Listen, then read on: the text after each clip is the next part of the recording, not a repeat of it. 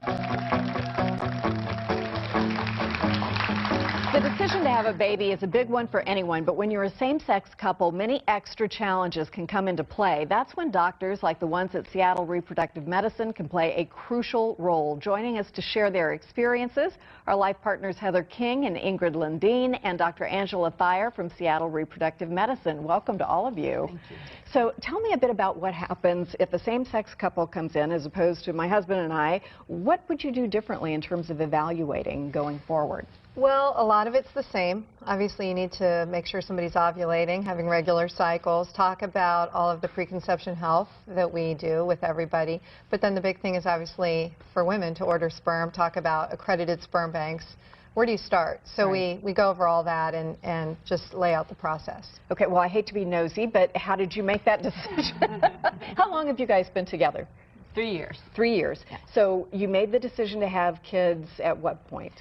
Well, actually, right after our very first kiss, Ingrid sat me down and said, you know, I really want to have a family, and she wanted to know how I felt, and thought, you know, maybe we shouldn't proceed if I didn't, which right. I really respected that she knew what she wanted, and I was open to it. And we kind of tabled that and spent the first, you know, year and a half of our relationship just getting to know each other and strengthening our connection.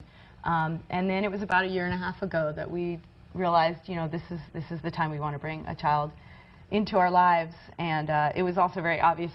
Ingrid really wanted to carry a baby. I didn't, and I'm a couple years older, so it was really clear that she would be the birth mother. Somebody has to, so that's Yep. good Yeah. if you had that division of labor. Yeah. So when you go about choosing a sperm donor, where do you start? I mean, do you consider people that you know? Do you go to a sperm bank? How do you make those decisions?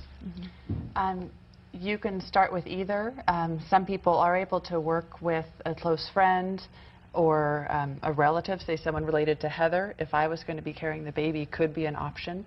So some people work that way with people that they know. It can be very complicated because you're entering a lifelong relationship with a third person rather than just with your partner. So, you know, that's something that people give a lot of thought to if they're going to go down that route. We chose to work with a sperm bank, and you can get on Google and find a lot of sperm banks out there. So we started talking with people who had been involved in the process and went with recommendations for the bank that we chose. And then, now, if I'm understanding this correctly, and pardon me if I'm not, but you actually see a video of the biological father, so you know a little bit about what this person looks like in their background. What were you looking for?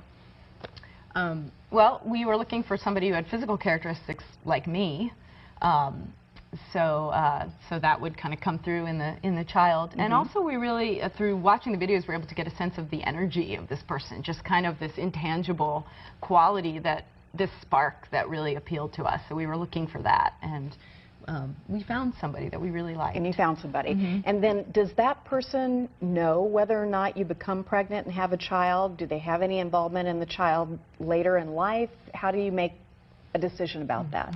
It was very important to us to choose a donor who was willing to be known, which means that at age 18, our child would have the choice to contact them through the sperm bank, and they've agreed that they would get back in touch with the child and have at least one meeting or phone call to, you know, make that type of connection. And he's willing in that way? Yes. You guys are a documentary waiting to be made, that's all I have to say. So Dr. Thayer, how do you approach, you know, there are social and other issues that come with this kind of situation that maybe don't in a more traditional family setting. How do you guys go about dealing with all of that? I understand you have a seminar that helps people sort of through the various choices that are being made. Right. This year we started a seminar series where same-sex couples can come in and it's a free evening seminar and get the information they need to get started, and we go over some of the specifics about how to get started, legal issues, you know, domestic partners, Sure, somebody has yeah. to adopt the baby. We have attorneys that are versed in this that we can refer people to if they don't have somebody. And then really from there it's about whether somebody wants to start out seeing a physician and kind of going down a path that's very directed, or if they want to start out just saying, hey, I just really want to start without much at all, kind of a lower level intervention, and then they start with the nurse practitioner. So we're talking about an insemination at that point. Right, Okay. exactly. Setting that up, and then really from that point on kind of checking in every couple months, individualizing the care, make sure the path is solid, that people aren't kind of wasting time and being productive with their temps, because using literally. Yes, absolutely. Because frozen sperm is not as good as fresh.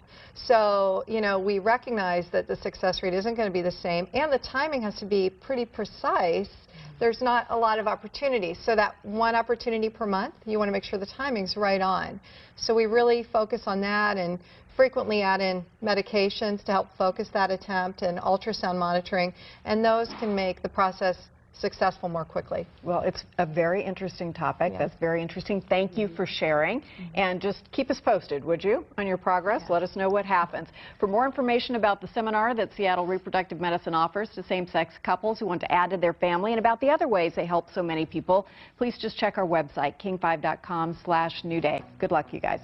Still ahead, a concert that brings performers of all styles together for one goal: to raise money for tornado victims in Joplin, Missouri, and elsewhere around the country. We'll have a musical preview when New Day continues. Stay tuned.